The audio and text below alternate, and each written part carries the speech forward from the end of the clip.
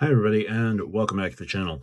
So I wanted to take some time and look into something that has really intrigued me since it launched earlier this year. Back in April, Bilt Rewards introduced something called Bilt Dining and the Bilt Wallet. Bilt Dining was a program where select restaurants in select cities would give you 5x points, 5x Bilt points, regardless of how you paid for your bill. If you went to a partner restaurant in New York City, which was a lunch city at the time, went to a restaurant, paid for your meal with a non-Bilt card, you would get 5x Bilt points on your check. This was an incredibly interesting program to me, and I've mentioned it very briefly on some other appearances I made outside of my channel, but I thought that Bilt Wallet would be an incredible way to be earning Bilt points outside of the regular Bilt spend and rent day. And it's only grown since, and today they haven't launched in a number of other cities. So I'm going to run down just the full list of cities now. And it started with 5, I believe it was New York, Boston, Chicago, Atlanta, and I can't remember the 5th one. But they expanded a couple months ago, and they've expanded again as of today. Here's just running the gamut of every Bilt Dining city now. That would be New York, Atlanta, Austin, Boston, Charlotte, which is new today, Chicago, Dallas, Denver, Houston, Los Angeles, Miami, Nashville, Philadelphia, Phoenix, Portland, Salt Lake City, San Antonio, San Diego, San Francisco, and Washington, D.C. In addition, these restaurants now have a bit of a sliding scale to work with, so they can go as low as 2x, regardless of how you pay, 2x Bilt points, all the way up to 10x. And it's this sliding scale that is interesting to me because it allows the restaurants to kind of dictate when they need more business. And that's only a positive thing for folks, in that if the restaurant is pushing a 10x on a slower day, that's getting more people in the door, that's more tickets, that's more food being sold, that's more revenue being produced by the restaurant, that's the restaurant being able to stay open longer. It's potentially really great for the restaurants.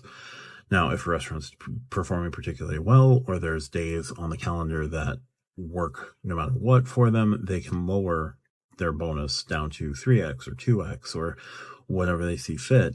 And remember, Bilt Dining, if used off of the Bilt card, if you're not using the Bilt card, is just stacking points and putting points in your Bilt system while accumulating points in another system. Whether it's, I have my Hilton card and my Sapphire Reserve attached to that particular account. I could reattach my autograph. I'm holding kind of a spot for the Bilt card if I eventually get the Bilt card. It's just not a card that's necessarily going to work for me right now, so I haven't added that particular card. But if you got the Bilt card and you went on rent day for 2x, your 3x dining would be 6x dining plus whatever the partner restaurant is doing. So at launch in the new cities, you're going to see a lot of 5x. Now in New York City, you're now going to see a bit of that sliding scale. I went in and looked at a couple of restaurants. There are some that are as high as 8x, some that are down at about 3x. So on average, that would be about 5.5x, but you're not going to get 5.5. So if you have a 3x dining card like the Chase Sapphire Reserve, you're going to get 3x ultimate reward points on your bill, and you're going to get between 3 and 8x in your Bilt account. That's solid earnings. And then your Bilt points can be used to transfer out to partners, depending on how many points you have. You need at least 2,000 points to transfer out to a partner. So if a restaurant in the Bilt Dining system is a restaurant you frequent and you go there with your Bilt card every rent day, you're set, because you will get, at the lowest end, if it's 2x, you'll get 6x plus 2x. If it's all the way at the top end of the scale, all the way at 10x, you'll get 6x plus 10x. So you'll get 16x points, 16 times points on your bill, on your Bilt card on rent day. Phenomenal for you and phenomenal for the restaurant, because again, if they're hitting that, if they're all the way up at that 10x bonus, they're probably looking to gin up some business on a particularly slow day, or potentially on a slow day. What I noticed going in was that there was a flat rate. Now, I think they'll be able to do a sliding scale, so they can go from 2 all the way up to 10, depending on the day. Now, restaurants good number of restaurants will typically be closed on Monday and Tuesday. You got to have some time off for your staff, right? So if they're closed Monday, Tuesday, Wednesday, the first day of the week, might be a bit of a slow day. So that might be an 8x day going forward. And then Thursday picks up a little bit. Thursday may only be 5x. And then the weekend would only be 3x because Friday, Saturday, Sunday will drive their week. If they're open 7 days a week, they could do flat 3x. If they're closed 1 day a week, that first day could be a higher, and then they go down to a more average. So Bilt continues to make the game interesting. Now, I think this is their partnership with Seated, and I don't know if Seated is driving this, introducing the sliding scale, maybe not necessarily for the restaurant's benefit, but for Seated's benefit, to take on as many cities and restaurants and partners as they just expanded to very recently.